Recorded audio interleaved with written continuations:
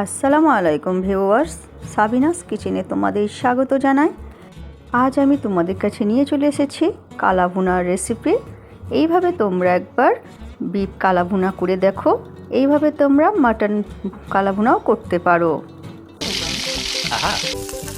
Yes.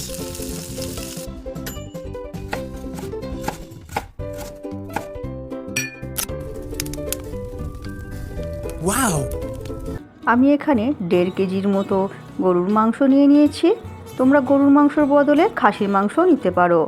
এতে পরিমাণ মতো লবণ দিয়ে দিচ্ছি, আর একটা বড় সাইজের পেঁয়াজ আমি বেরেস্তা করে নিয়েছি, দিয়ে দিলাম 3 চামচ আদা রসুন বাটা, 1.5 চামচ লঙ্কা গুঁড়ো, 1.5 চামচ হলুদ গুঁড়ো, 1 চামচ ভাজা জিরে গুঁড়ো, 1 চামচ ভাজা ধনে গুঁড়ো। এখানে আমি গোলমরিচ, লবঙ্গ, এলাচ ও দালচিনি গোটা গরম মশলা দিয়ে দিচ্ছি। এখানে আমি লবঙ্গ, গোলমরিচ, দালচিনি, এলাচ, জয়িত্রী, জায়ফল আর 1 চামচ আমি এখানে রাঁধুনি মশলা হালকা করে ভেজে নিয়ে গুঁড়ো করে নিয়েছি। এটা এই কালাভুনার সিক্রেট মশলা। আর দিয়ে দিচ্ছি আমি 100 গ্রাম সর্ষের তেল।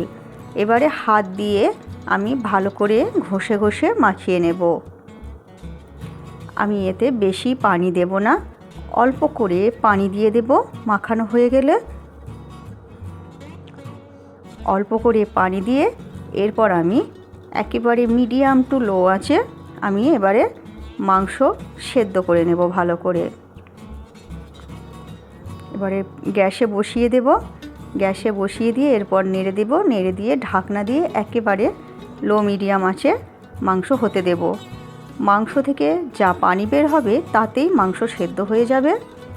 এই দেখো পানি বেরিয়ে এরপর মাংস আমি একবার মাঝে খুলে নেড়ে দিলাম, নিজে ঢেকে আবার হতে দেব।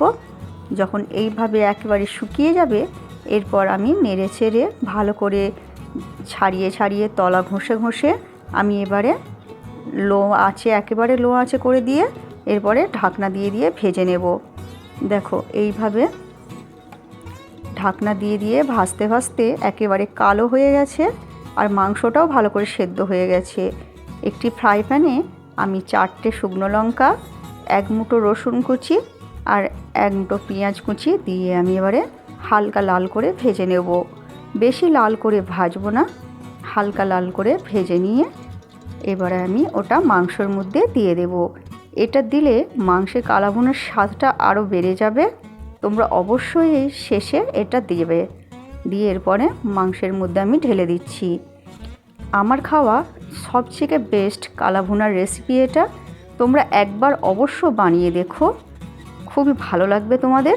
খেতেও যেমন দারুণ তেমন দেখতেও খুব সুন্দর হয়।